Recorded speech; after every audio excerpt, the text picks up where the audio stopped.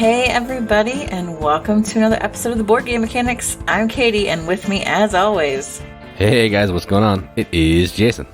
Oh, I don't have a new banner today. I'm so tired. Yeah, I'm just looking forward to watching Gaslight, so I don't have a ton either. Oh yeah, we're the only people that like to watch movies from 1948. Well, I mean, this movie did coin a term that everybody says all the time, gaslighting, so that's pretty cool. Right, and it does have really great famous actors and actresses, like Ingrid Bergman playing the lead role, and Angela Lansbury in one of her first roles, which actually won. I don't know that she won the Academy Award, but she got nominated for her role as this maid. I think she's 19 years old in this movie. I wonder if there's a board game named Gaslight. I'm gonna look that up while you're doing some news. I don't know how you would make a board game about gaslighting, because I guess if you're lying to people, or convincing them they're not who they are, maybe you know their role and they don't. It would be weird. I don't know. Oh, we'll find out. We'll do some research. Okay, you do that. Meanwhile, I want to talk about some news.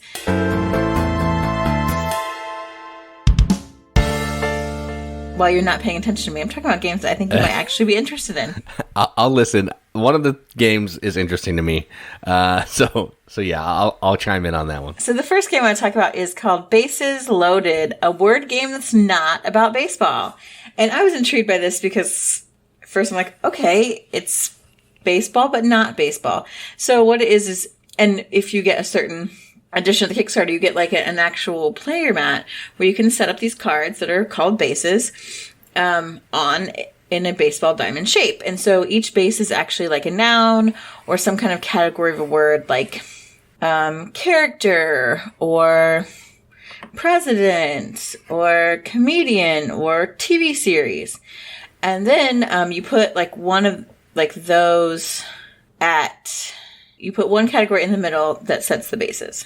So then you're going to load the bases. So you've got okay, this ending is about, TV shows. Then you're going to load the bases with these cards that say bases loaded or whatever. And they're adjectives or describing words. So it'll be a Western TV series. And so then you want to be the first person to yell at a Western TV series. And you get points for what's on first base. And then if you, get load first base, then you go to load second base. And then that's more points if you guess a Western science fiction TV show. Okay. Oh, Firefly. And then third base. So then you can keep adding these new adjectives to whatever the initial category was as you go, as different people round these bases. Or you can then go in and change one of them, which completely changes the answers because they're all cumulative. Or you can go in and change even the main category as you're playing. But if you get all the answers, I think, and then you can answer another loaded one on home plate, then you get a ton of points because it's a grand slam. So it's a word game that uses baseball terminology. The cool thing that I thought about this is that it has different kinds of levels. There's this little expansion pack. It's $15. But you can play it by itself, and it's called Little League, and it's all really kid friendly, and not that it's the other ones are grotesque, but that it's simplified words. And so you can use it and play it with kids, and which is, I think, for me as an English teacher, great to encourage them to use their language and to think about things and to pull categories and stuff. But then you have that option of playing it at a simpler level. So it's a whole family kind of event. So there's 5 days left on that if you're interested in word games or using baseball terminology. It's $15 for the Little League version by itself. $29 if you want, they call it the Minor League, which is just the regular game, not with the Little League parts.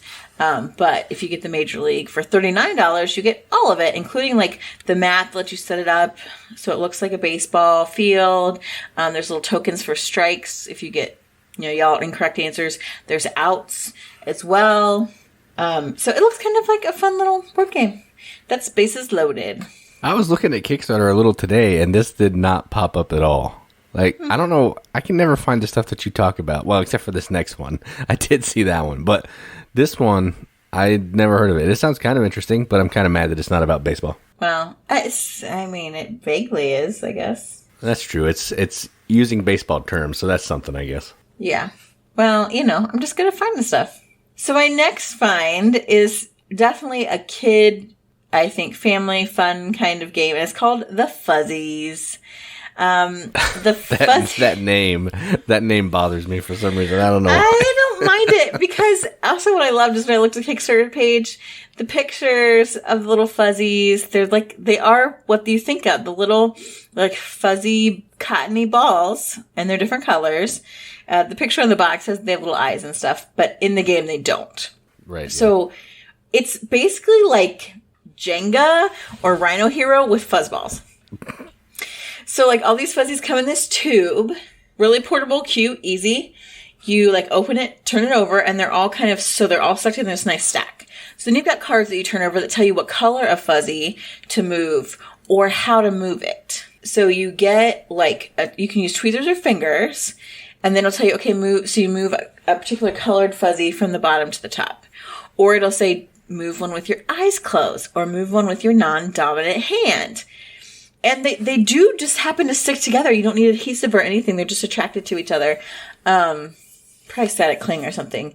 But at some point, you will thin out the bottom enough that they'll fall over and that person loses. And what I thought was crazy about this game is, it's pretty simple. We've seen it before.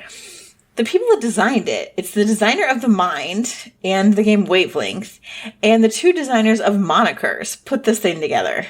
That's really weird. Like, why are there so many designers for this game? I don't know. It seems blatantly obvious, like it should have been designed before now. Yeah, but that's what it is. So there's 13 days left on it, and it's $19, which I think is a fairly reasonable price for these kind of sticky together balls.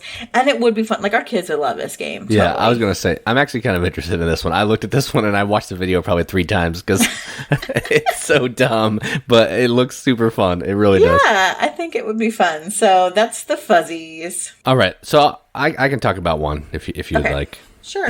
So technically it'll be 2. But the game I'll talk about is Vinyl Big Band and Vinyl Jukebox Edition from Talon Strike Studios. I don't know how many days are left. I didn't look that up because I didn't add it to the outline. But I'm on it. What this is it's the Big Band is an expansion to Vinyl, which we've covered on our channel, and we've covered Big Band. And it plays essentially the same way as Vinyl, but it's going to add a leaderboard where you're trying to collect different band leaders to be able to take some extra bonus actions when you retire your collection. And you're also focusing on getting records of certain speeds. So it's 33 speed and 78 speed. So when you're in a certain speed, you can only collect records of that speed. And if you want to change speed, you got to discard some cards or an extra attribute or whatever. So it's similar to Vinyl, but it jazzes it up just a little bit like every other expansion to give it even more replayability. Now, the good thing about this campaign is actually Jukebox. So I did a video for Jukebox, and it's a 2-player only version of Vinyl, and you're pulling coins out of a bag. So automatically, you know that I'm in love with this game. So what you're trying to do in Jukebox, similar kind of thing. You're trying to pull out coins from your bag. There's a little bit of push your luck. And you're trying to meet attributes on a 3x3 grid of albums that you're trying to get into your jukebox. And in this one, they're 45s. So if you have 2 rows of coins that you can put into your coin slot, the trick here is if you get to an end of a row before you fulfilled some attributes, you kind of bust. So you don't get an album, but you're going to get some extra special bonus coins to put into your bag to make getting albums easier in the future. It's a race to see who can get their 3x3 grid of albums in their own jukebox, and you're also trying to get some in-game scoring of certain types of albums in certain spaces of the 3x3 grid just to get some extra points. So it's pretty quick, it's fun, and of everything I played of Vinyl, Jukebox is actually what I like the best. So I need to play this with you. Yes, you do, for sure. It's really good. Well, I mean, pulling stuff out of a bag, I'm a sucker for that. So, of course. Literally, the game could just be poop on a board. And if you put something with... No, poop in a bag. Poop in a bag. I didn't want to pull the poop out of the bag, though. So that was where I was struggling. But...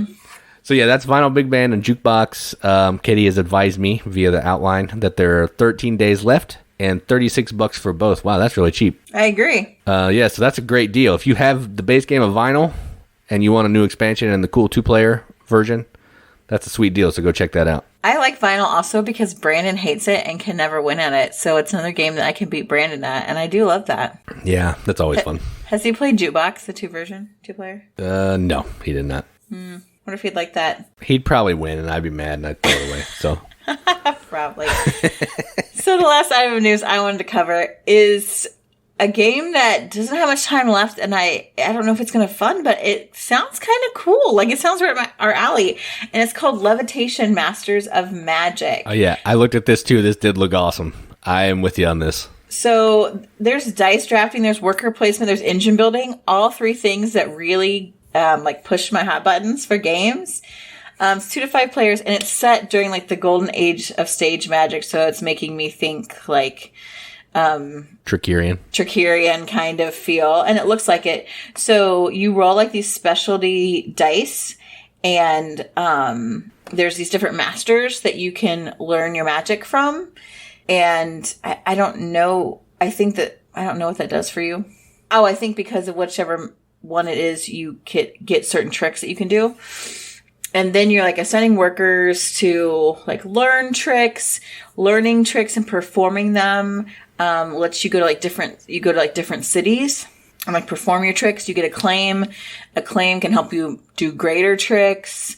You can add like pizzazz to tricks. So you're like, or flair. It's called flair. So you're like putting this flair out with all these illusions, to try and make your illusions really great so that you get more acclaim, and you're connecting cities, and like all of your illusion cards, like somehow they form some kind of engine that helps give you stuff. Because whenever you get a new trick, or maybe when you play an illusion, all the other illusions in that same type fire.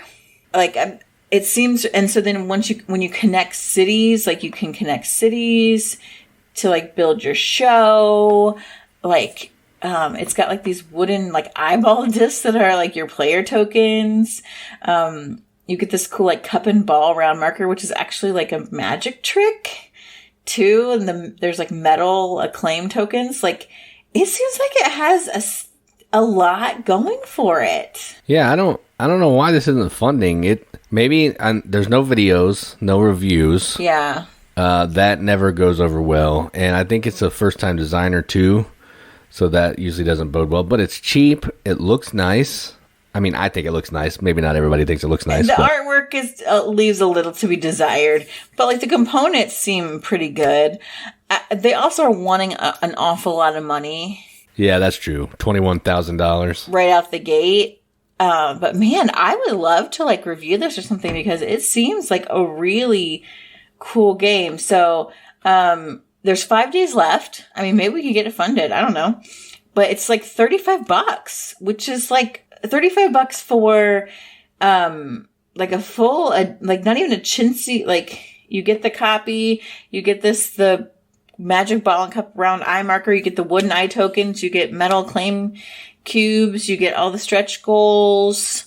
And then you even get a booklet that is 20 tricks you can do with levitation, so you too can do magic. That's awesome. I love magic. Yeah. This designer's done stuff before, but nothing that I have ever heard of.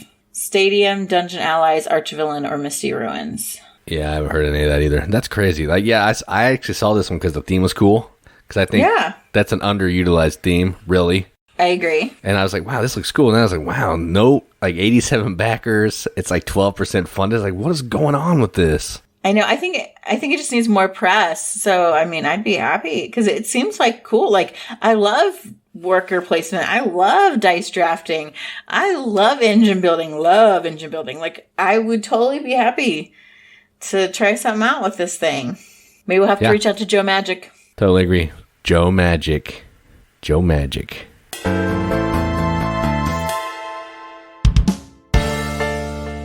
All right, so let's talk about some games played.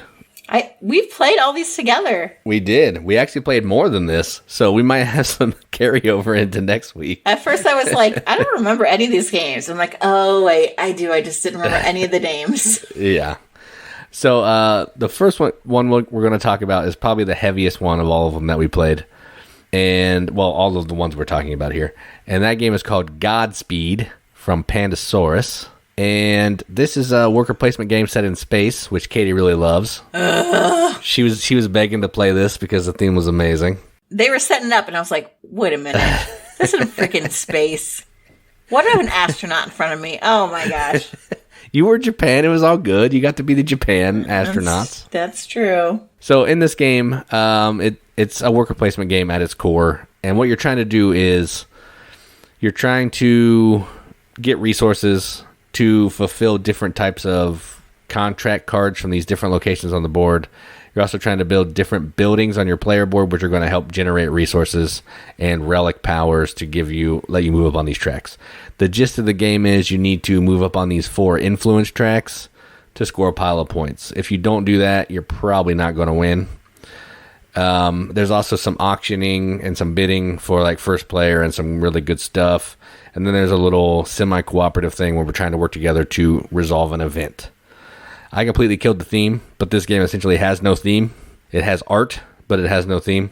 So, yeah, it's a worker placement game set in space, contract fulfillment, resource management, all that type of stuff.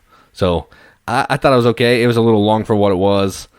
I would have liked to have been able to take more actions on a turn or on each round because I felt like I couldn't do enough, but not in a good way. Like, not the way the Italians do it, but in a, I want to be an Italian designer and I'm going to smack you around, but not do it as well kind of way. So, yeah, I like this. Not one that I think I'm going to need to own or anything, but it was all right. Yeah, it was okay. I was not impressed with it. I mean, it was space, number one. I can't stand it. Again, in art only.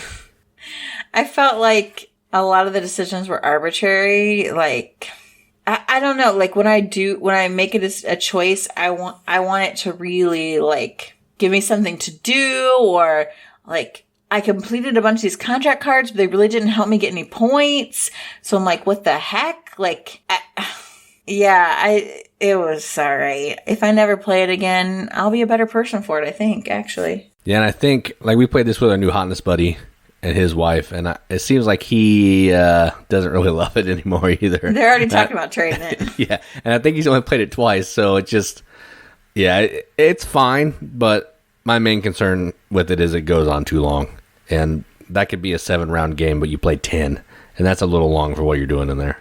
But then you want the 10 rounds because you want to actually, like, get some stuff done. But then I felt like I was trying to get stuff done and it didn't show in my points at all. So I was a little irritated by that. I did win that game, so that does help. But that's another reason I don't like it. It's obviously broken if you want it. Like, I mean, really. Clearly, if you can win, it's a terrible game. All right, so let's move on to the next one. The next one is about our all-time favorite theme. And we were told that we don't need to learn anything about it because it's going to be gone in a few years and we're too old. Yes. And it's called Minecraft Builders and Biomes. Yes, we played a Minecraft game. Get off. Yeah. When we first went into it, I was like, I know nothing about, like, I honestly know nothing about Minecraft, except it's like 8-bit graphics. And I know you can build stuff. I don't get anything else beyond that. I didn't even think it was actually a game. I thought it was like this free world thing or whatever they call that. But apparently it's not quite, because there are, like, villains to fight. Like, I don't know. Anyway, Thankfully you didn't need to understand that to play the game. Nope, not at all. So there's sets of tiles out, and you can do... And then there's also like a cube of smaller cubes that are different types of resources. And so on your turn, you can do 2 different actions.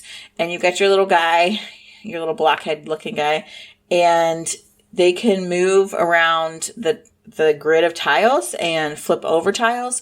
So you find like buildings that you can build or monsters that you can fight. And then there's also weapons around the outside that you can use to fight with it. You've got a little deck of chits, basically, that have a couple of weapons and then a couple of rotten potatoes.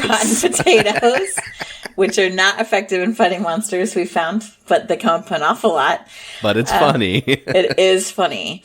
So you can move and flip tiles, or you can take weapons, you can fight any of the monsters that come around, which will give you points and sometimes give you other abilities, or you can take two of the cubes, like the resource cubes from the cube, and at some point use them to build buildings to put on your own little player mat. Because each round has scoring for different types of things. Land type, building type, and like construction type, I think. And so the counter for your rounds is the levels of your cubes that you're pulling off, kind of mahjong style, if they're exposed on 3 sides. Did I do an okay job of explaining that? Yeah, it was rock solid. The cool thing about this game is that, well, the thing I liked is the cool resource cube. It's just a cube of cubes, and you take the cubes off, and you're using those cubes as resources and trying to build some buildings. But yeah, I was actually surprised that I liked this game way more than I thought I would, because, man, Minecraft is, like, I despise that art and that theme, but the gameplay was really fun. So, yeah, you nailed it. I liked it. It was enjoyable. Yeah, it was fun. And I won, so that also helps. But also, since I don't have any concept of the IP, I renamed everything. I'm like, oh, this guy looks like Gargamel. And they're like, it's some kind of, dire witch. I'm like, it looks like Gargamel, so I'm going to try and fight Gargamel. It didn't really matter. Didn't affect the game. And, rotten potatoes coming up when you're trying to fight stuff is hilarious. Yeah, it was, and the chunkiness of those cubes. I love the tactile stuff. You know that. Yeah, it was surprisingly really fun. I liked it better than Godspeed. Oh, yeah, I would agree. I think I liked Minecraft better for sure. I would totally play it again, right now. Yeah, I don't normally like that flip a card for resolution thing. When I'm killing a monster, you flip 3 cards, and if you have enough attack, you kill the monster. Right, but there's not that many cards that you have, really. Right, so you're kind of building a deck, so to speak, with better weapons, so you have a better chance of not drawing one of the 3 potatoes and busting on the, the attack. So, it's easier to do there. Yeah, so Minecraft, super fun. Silly theme. Well, theme that I hate. Terrible art, but super fun gameplay, and a game I would definitely play again. It was good. Right, I feel if you have kids that are really into Minecraft, this would be a cool way to play a game with them, that they are really into the theme, but, the mechanics are pretty solid enough that it's a fun game for you, so. Agreed. Okay. All right, so we played one more game. Well, we played more than that, but we're going to talk about one more. And this is a party-ish game, I think. Would you say this is a party game? Yeah, kind of. So this is a little tiny card game. It has 30-some cards. 30. And it's called No Thanks. So in this game, what you're trying to do is you're trying to have the lowest score possible at the end of 4 rounds. I think so. And the way you're doing that is when it comes to you on your turn, there's a card that's face up. You either take the card and you're going to be scoring the points on that card, or you're going to put a chip on the card and say no thanks, and it'll pass to the next person. So what you're trying to do is you're trying to, work with the chips that you have, take as low value cards as you can to score, minimal points, and also maybe acquire some chips that stack up on that card so you have a better chance of passing on higher numbers when they come out later. So it's a cool little push your luck. I thought there was some push your luck in it, so I automatically loved it. For sure. Because I love trying to figure out how many chips everybody has and trying to, you stuck me with a whole bunch of points on one round because I needed one more chip and you were just a jerk and took a card. Yeah. I know what you're talking about. Yeah. So yeah, no thanks. It's a really fun game. If anybody's ever not played it, I say go find a copy and play it because I liked it. Yeah, it reminded me a little bit of For Sale. Oh yeah, I can see that. In that, it's small, it's card based. It's sort of auction-y because you're okay, I'm going to take it, I'm going to keep it. How many points am I going to get? And you've got the couple of rounds to really time out. All right, am I going to be able to kind of cancel this out? Are there enough cards in between?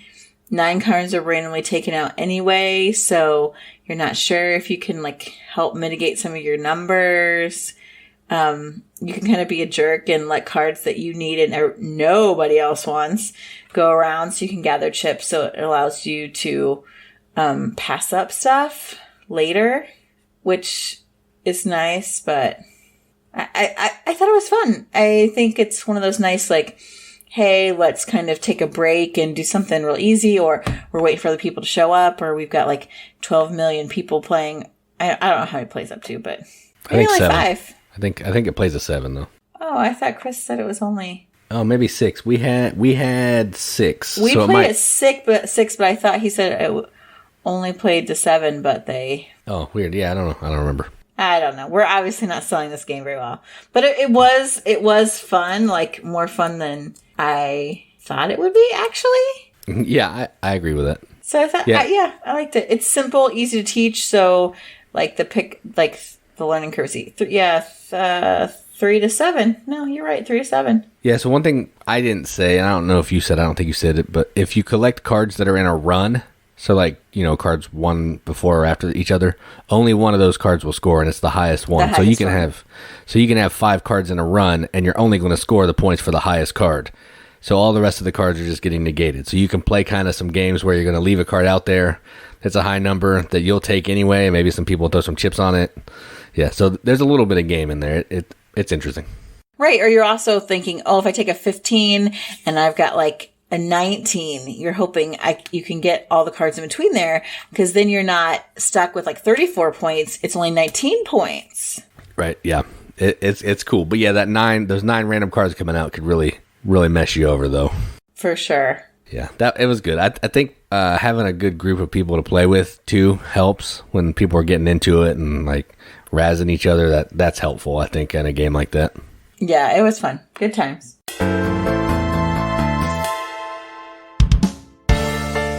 So last week we talked about our deep cuts.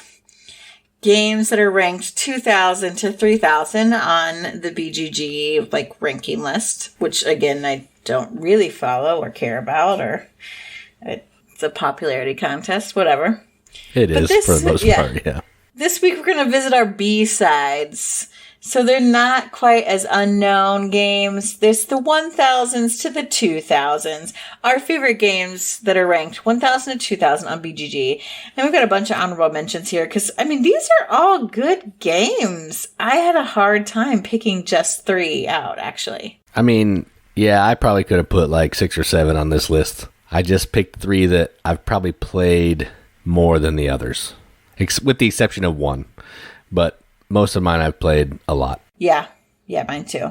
So my first one, which I have played a lot, is number 1,567, and that is Bob Ross, The Art of Chill. So when this game first... That's really high for that, actually, I think. Right? And actually, this is the lowest ranked of all the games I'm going to talk about tonight. When it came out, I was like, it's Bob Ross. That's an IP I can get behind. His happy little trees. He's so soothing. His afro. I'm in. But, it's one of those IP, like Target mass produced games. It's going to suck. This game is really good. And it's like so easy to teach other people. I've taught like completely noob gamers to play this game. They loved it. Went out and bought it. Taught their friends who never game. It's just unbelievable. So in Art of Chill, you have all these paintings of Bob Ross that Bob Ross has painted. And you've got your own little palette. And you're trying to collect the colors and the brushes you need to paint the paintings before Bob Ross does. And you get extra points if you paint certain features. Earlier, you're rolling this die that can give you maybe some extra actions or extra paint. Or it'll move... like the deck of Bob Ross, which may change kind of the rules for that round, or it might move Bob up, or Bob might just be chilling, which is great because you get more time to paint. It's a very relaxing game. It's pretty, it's like fun. It's easy enough to teach to anybody and for them to pick up, but also it's enough of a game that it keeps you engaged if you're a gamer. And who doesn't love Bob Ross? And if someone doesn't, tell me and I will slap you. I will come to your house and slap you. Yeah, I remember when we got this game. It was in one of our Christmas gift exchange things. And when we unwrapped it, everybody kept holding the game of Bob up in front of their face. Because his head's on the front. It's just Bob's head. It was really funny. Yeah, that was my first memory of this game. But yeah, then we played the game and it was really fun. So yeah, I agree with you on this one. No, someone got it somewhere else for a birthday or something. And I kept looking. We were at a restaurant and it looked like he was sitting in the chair next to them. Oh yeah, that's right. Who was that? Oh, it was Kim. I think we got it for Kim Her when birthday. we were at CBCB. Yeah, and so then that's funny. He made a reappearance at our Christmas game exchange, and yeah, it was a hit. Like, it was really fun. Like, I would play this game right now. Like, it is just a fun, and like, you can chat and it's casual, so it's one of those that's really easy for non-gamers to get into because they don't want to be overwhelmed by rules or like a really intense game. But it also requires them to do stuff and pay attention. Like, I think it's great. So, my first pick of the night is number 1567, Bob Ross, The Art of Chill. Yeah, that's a good one. I like that game. Mm-hmm. All right, so my first one that I'm going to talk about, my lowest ranked of these three, is number 1733, and it is Ancient Terrible Things, which I wasn't going to put this on here, but I played this game an awful lot. And I felt I needed to put it on here. So what this is Cthulhu Yahtzee, in a sense. You're getting dice. You're trying to roll different types of dice to kill these crazy beasts that are taking over this town. And when you kill the beast, you're going to get some points. You're trying to do some set collection by killing 3 of the same color beasts to score some extra points. You're going to go to the market and get some stuff that will, like weapons or other types of goods that will help you get extra dice to make your killing easier. And you're going to keep going until you kill all the monsters, and whoever has the most points is the winner. So yeah, it essentially is Yahtzee-esque, but I think it's a little more gamey, so I like it way better. So my number 1 game that I'm talking about right now, or my number 3 game, is Ancient Terrible Things. Yeah, this reminds me a lot of Elder Sign. Yeah, a little. Yeah, this is a little more cartoony and not as heavy, but right. Yeah, I agree. I think I enjoyed this game better. Do we own this? Yes, I traded for it. We do. Okay, own that's this. what I thought, because we played for Corny's version, and he like won so bad, and I was a little demoralized. Not as bad, not as demoralized as I was when he killed us at Council of 4. That's true. I mean, I always lose, so I didn't think anything of it, but. But it is a really fun game, and I like. There's like lots of not a lot of different things going on, but that you're trying to defeat these different scenarios, and you can get like items, and it's very much like Elder Sign, but in a way that I prefer. So that's a good pick. Yep. My next pick is one that I love, and this is another game that Brandon hates because he can't win and he's terrible at it, and so I love to play it. And that is one. You're so vindictive, you are. I only say it because I know he loves to hear himself get talked about. That's He's true. That narcissistic. He doesn't care if I'm talking about how I love to beat him with this game. He's just going to rewind this section over and over and over and listen to it. I know. We'll get like 50 listens just from Brandon re-downloading the episode to hear about himself. That's funny. But the game is 1,351, and then there's a Bargain Quest. This game is so good and it's so underrated. And for some reason, they're just like, there's been a couple people that just don't like it or can't figure it out. And I think it's their problem because this game is really good. And let's mention the other person's name as well. His Joel. name would be Joel. Joel hates this game because it's too random. Blah. It's because you don't know how to play it. Okay. Learn to play what you get. This game is good. It is good. I agree. Good. You just set me up to be the bad guy. That's exactly what you did right there. I did. You're right. Oh my gosh, you're giggling like a schoolgirl. Stop it. So, Bargain Quest is a drafting game, which I don't normally love very many drafting games, but this one, I love the theme, and I think what they do with the mechanics is unique. So, you have this little storefront in front of you. It's adorable. I always pick this red one that looks like an Asian little room, because of course I did. And you draft cards of different like weapons and armor and magical items that you can sell in your store to adventurers. And you can see who the adventurers that are coming to town are going to be, and because only certain items can be used by certain adventurers. If you're familiar with any kind of role playing, you know that. So you're like, okay, I got to get stuff in my store to attract I got to put something in the window to attract them to my store. And then I've got to have items that they can buy because I want to get money.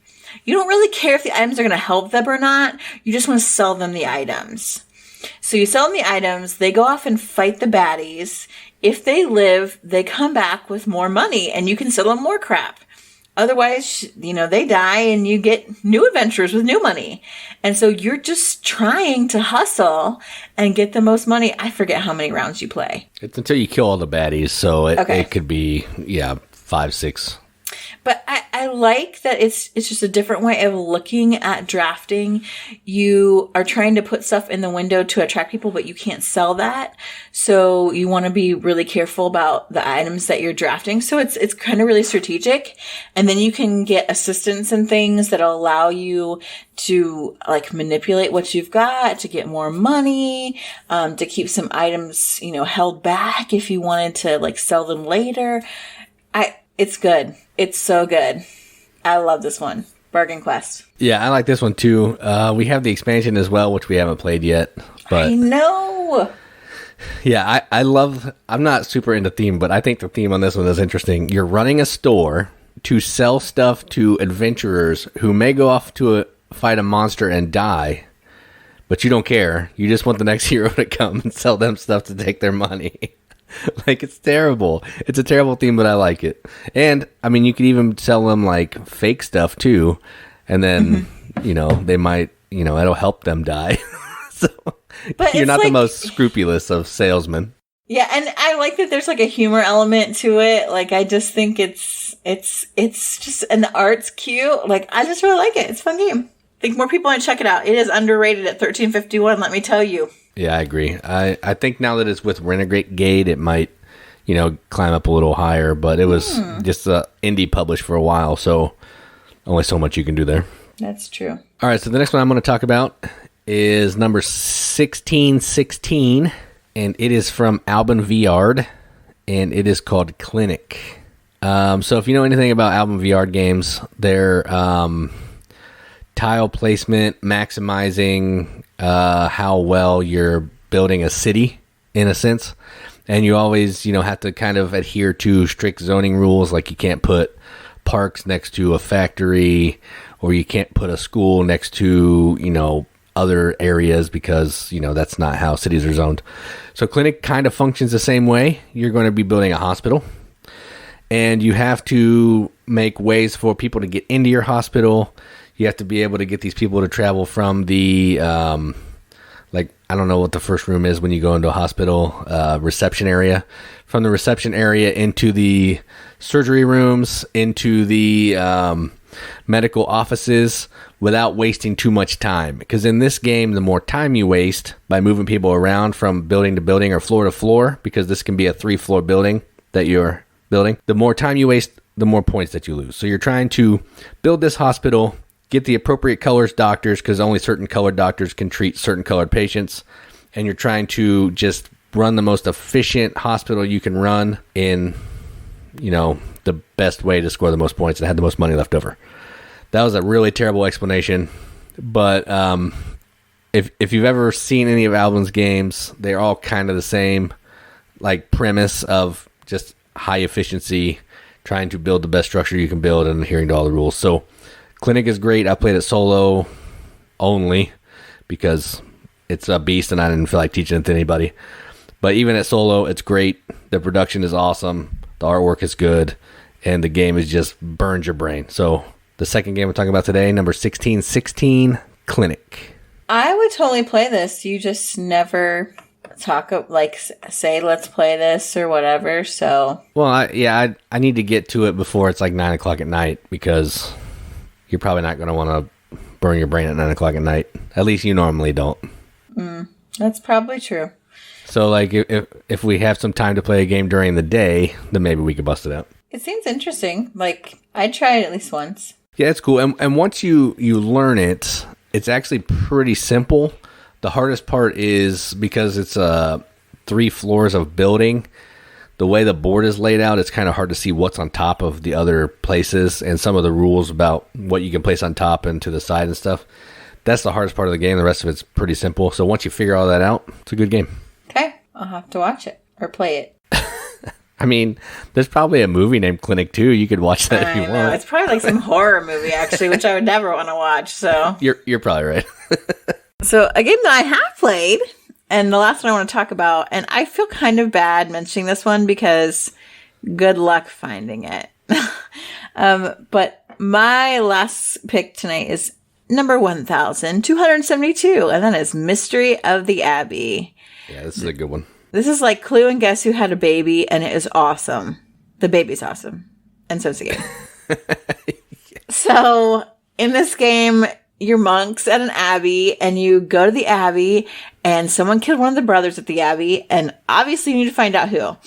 So, you've got these awesome, like player pads of monks. And the monks have different orders. They're Templars and Benedictines. And then they are also different ranks, novices, fathers, brothers. And then they all have different physical characteristics. Some of them have beards and some of them don't. Some of them have hoods and some of them don't. Some of them are fat and some of them are thin. And they've all got these really fun names. And then you automatically want to pick the shady looking ones, but it's not always the shady looking brother. So you have to remember that. It's usually not because it's random. Right, it's random. But so, like Clue, you're going around to different rooms in this abbey to find out, to take cards with monks on them to rule out different monks. The way this is different is that when you're in the room as another player, you get to ask them a question, much like you would when you make kind of a guess in Clue. But your question can be phrased in any way as long as you are not asking them to tell you the name of a monk back. Now, where this is interesting is everyone else gets to hear your question and hear the answer. So you're not actually exchanging cards, but you're exchanging information. Now, if that person tells you what you want to know, they then get the opportunity to ask you back a question that you have to answer. Now, what can happen is if you ask someone a question, they can take a vow of silence and not answer you because maybe they want to keep their information secret. However, they do not get to get information from you. There's also some other rooms in the Abbey that you can go to get cards that allow you to take an extra turn right after one that can manipulate what's happening, that can help you find out extra information, which I think is really neat because you don't have that in Clue. And also it has this other element where it's not just about finding out who the murderer is, which is important, but you can also go and make, I don't know what they call them. A revelation. Revelations? Yeah. And say revelation the murderer is a Benedictine. And so you can list off maybe these characteristics that you think you know or hope that you know. And you can gain points for those as well. So if you make several revelations, it can add up to as many points as actually getting the right answer. And so then, and every so many rounds, everybody goes back to mass. So you're starting over kind of back at a central location again. Cards are getting passed then. Just new things are happening to move the game along. And it comes with a bell. So you can't get much better than that. Monks, murder, mass. It's all there. Is that like you said masks? I was like, there aren't any masks in there. They don't wear masks, but if you're sitting too close to people while playing this game, you might want to wear masks. Yeah. So that's number 1272, Mystery of the Abbey. Yeah, this is a good one. It's a billion times better than Clue and a trillion times better than Guess Who. Yeah, I really like this. It's fun. I kind of like Guess Who. I mean, it's fine. There's no game there, though. It's just asking questions. It's deduction. Barely. Oh, come on. It's deduction for kids. We need to get one for our kids. I want to put people we know on it, too. That would be pretty funny. I know, right? That would be funny. Rory would love it. She would. All right, so the last one I'm going to talk about is a really good game. And it's number 1423. And it is from Renegade, I believe. I could be wrong. I'll look it up. And it is called Covert. And this is a game from designer Kane Klinko. He's done a lot of other games. He did a version of Pandemic. He's done some real-time games, Fuse, and the one about where they're in the hospital. I can't remember the name of it. Flatline, I think. This is Renegade. Yeah. And what you're doing in this game is it's a dice placement game. Kind of. You're using dice, and you're going to place them on one of these 4 action spaces. The actions are going to be moving your little spies around the map to get into certain types of, or certain cities, or certain regions to help you fulfill contracts, and maybe collect intel cubes that you can cash in for some other benefit.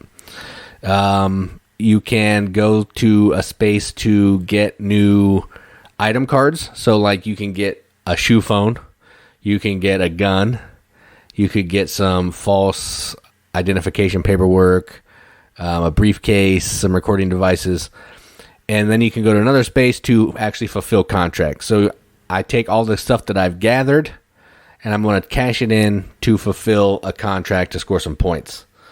The point of this game is to be the first person to get in a 4-player game, 5 completed contracts. And once you do that, the game's going to end, and whoever has the most points is the winner. There's a little more stuff going on. The dice, when you roll them, there's determines initiative based on who has the lowest amount of value showing. There's also some safe cracking that you're going to be able to go to this little area and move some numbers around to try to crack this code so you can get a one-time bonus like gun or shoe phone or something to help you fulfill contracts. It's a really cool game. I like it. It's super underrated. Like, no one talks about it. For real. It's a cool, like, get smart spy type theme. Everything about this game is cool, and I enjoy it a lot. So, I guess my number 1 game of this section is Covert, number 1423. And yes, Katie has advised, it is from Renegade. Yeah, Covert is really, really good. Like, it's got, like, this cool spy theme. It's not, like, super thematic, but it's cool. Like, you get to go around and, like, do, it's not like mini games, but do these different things, all these different items that you're doing, like safe cracking, which is manipulating numbers, and, flying to these different places to get these cubes. They're all helping you complete these different goals that you have. And there's some set collection type stuff happening. Like, there's lots of these little basic mechanics and under this really great, like, umbrella of theme. And it seems like it would be heavy, but it's not. Like, it's a really nice, easy, medium weight game that maybe looks intimidating, but it's really awesome. I think more people definitely need to play Covert. Oh yeah, I agree. It does seem like it's heavy, but I mean, it's the heaviest part is just knowing what you can do with the dice. But yeah, it looks a lot heavier than it is. It's just really fun. Yep. So that's good. There were so many. Like, I wanted to talk about Covert, and I wanted to talk. I mean, there's just so many that I liked. So we definitely have some honorable mentions in this round. Oh yeah, I have a pile. Some of these I really wanted to put on. Like, I almost put Revolution on here. It's number 1225. But we talk about that game a lot, so I wanted to just share the love a little bit. And 1279 on tour. Great flipping right, I guess. Well, there's some dice. Rolling. So, yeah, I don't. Yeah. Flipping right. It's good. Yeah. 1289. This is a 2-player game I really love. Spirits of the Wild. So good. I still don't, have you even played this game yet? Yeah. I think one time. Okay, you're not as keen on it apparently. It's not like it was bad. I don't know. I didn't play it with you, so maybe I played it with somebody that taught me poorly or confused me or something. I don't know. It was just okay. I'll give it another go. So number 1307 is Tortuga 1667. Real good. One of those little book games from Facade. So good. My favorite one probably. 1408 is Abomination, the Heir of Frankenstein. I like this game. It's controversial because people say it's too long or whatever. I don't care. It's fun. They're wrong. It's good. Yeah, it's fun. 1453, Sanssouci, Kramer Kiesling. I seriously love this game. Like, I really do. Yeah, it's fun. It's really fast too. It's like a filler that's actually more than a filler. I like it. Yeah, it's good. 1471. I don't know if you played this one, The Hanging Gardens. I have not. It's you're placing these cards down on the table, trying to make different types of terrain to put temples on there to score some points. You might hate that from that aspect, but it's pretty fun. 1523 is Yunnan. This is a game about trying to build trading houses to travel around. I think that's China. Around China to sell the best tea. You haven't played this either, but it's really good. Sounds 16... like a theme I would like. Oh, it's a good theme. There's a lot of auctioning, and I don't know if you love that. Like the first, like every round has half auction, half like doing things. So yeah, I don't know if you love that. Yeah, I don't know about that. 1654, Campy Creatures, so good. The more I play that game, the more I like it. Yeah. And again, Keymaster with awesome artwork and like just an awesome game. Oh yeah, they kill it, and everything they do, they kill it. And the last one on my honorable mentions is 1876 from Days of Wonder, Cargo Noir, which is another game people hate, but I really like. I don't know why they hate it. Like, I can see where it's frustrating sometimes. Like, you're like, oh, I want to do this, I want to win that, but I don't know. I feel like it's kind of just a fun game. Yeah, I think the people say it's a really slow auction game, and that's what they don't like about it. But it doesn't bother me. Just play better, and then do better. Be better. Yeah. So ditto to a ton of Jasons, like you heard me. I like co-sign a lot of that. Also, number 1016 is Sentient, a game I thought I would hate just based on the way it looks, and I really enjoy it. That is a good one. 1020 Merkator, which is new. This is really good. Yeah, it's new to me. It's like really hard. Like, honestly, but I've done better since after the first time I played it. Once I was like, you do not need to fulfill these contracts all the time because they don't go away. Like, yeah, that's the trickiest part. Yeah. 1354 Sushi Roll. Like, I do love Sushi Go, but Sushi Roll I thought was really fun. And I love Sushi Roll and I love Sushi Go. I just love Sushi period. And the artwork is cute and it's just as fun as Sushi Go. I really like that. And you get to roll dice and that's fun. 1430 is Detective Club, which is new to us. And it's kind of like Dixit, but has like a little extra gamery twist. And I think the art's fun. Put this with like my sister, my brother-in-law, my sister-in-law.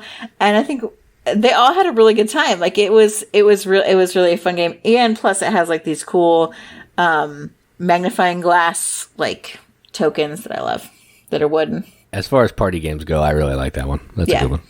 1463 is Holmes, Sherlock, and Mycroft. 2-player game. I put it on here because Jason and I played the crap out of this game. Oh, yeah. It's like fun, light, just set collection. Like you're trying to kind of outwit the other person. And I think there's a lot of just great stuff in that game. 1466 is Love Letter, the classic. I carried that around my purse for forever. I taught this to some girls from my youth group. They loved it, went out and got another version of it. Like they just really caught on, and it's such, why can't I think of Seiji Kanai, like genius. I mean, partially because he's Japanese and I'm like, of course you're a genius.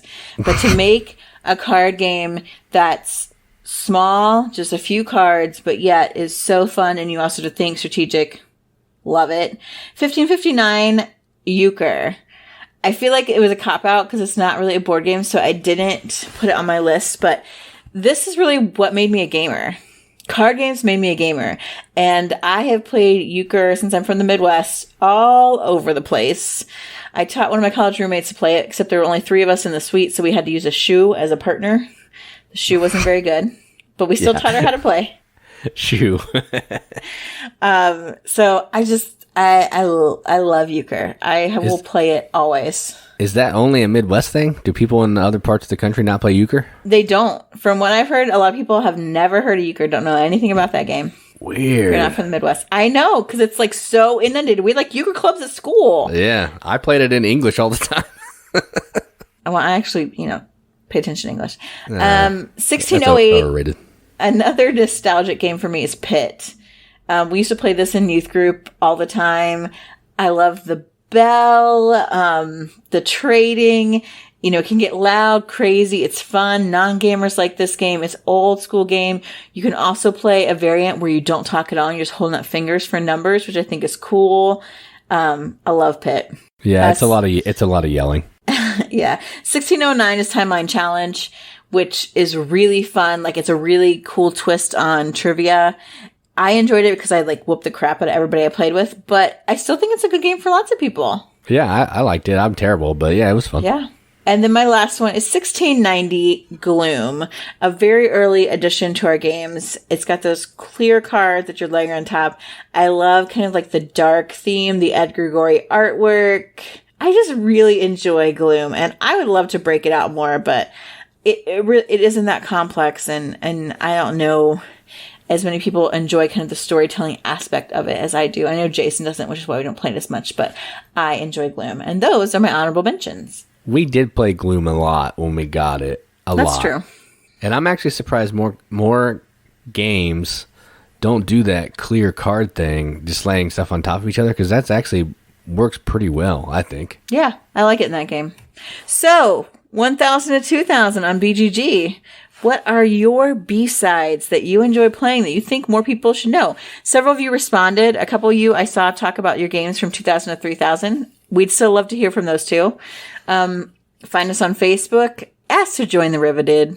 We are you guys are awesome on that group and are so great. And it's like uplifting. It's just about games and encouraging, just a great online community. Instagram, Twitter. We are on, what's that thing? YouTube? Yeah. We got a YouTube. It's mostly Jason right now. But maybe we'll expand and get better at it. But subscribe to us on YouTube. Leave comments on our videos. We just love to hear from you guys because you guys are awesome. Ditto. That's the word of the day. Ditto. All right. Well, that's all I have. You got anything else, babe? I do not. Nope. Just please keep listening because it's fun to see the listens when we drop an episode. Makes me feel good. Yeah, if you know anybody who's interested in games or interested in listening to goofy people talk, hey, we're pretty okay. I mean, at the beginning of the episode, we didn't even talk about games. We were talking about a movie, so there is that. That's true. I mean, we could talk about anything for a long time. And speaking of the movie, Gaslight, there's a Sherlock Holmes consulting detective, something that has Gaslight in it. Oh. So maybe a new one, an old one, I don't know, but it has something Gaslight. I don't know. Interesting. That would make sense. Huh. All right. Yeah. Well, I think we're done. Thanks for listening, everybody. I've been Katie. And I'm Jason. Keep gaming, everybody. Keep gaming.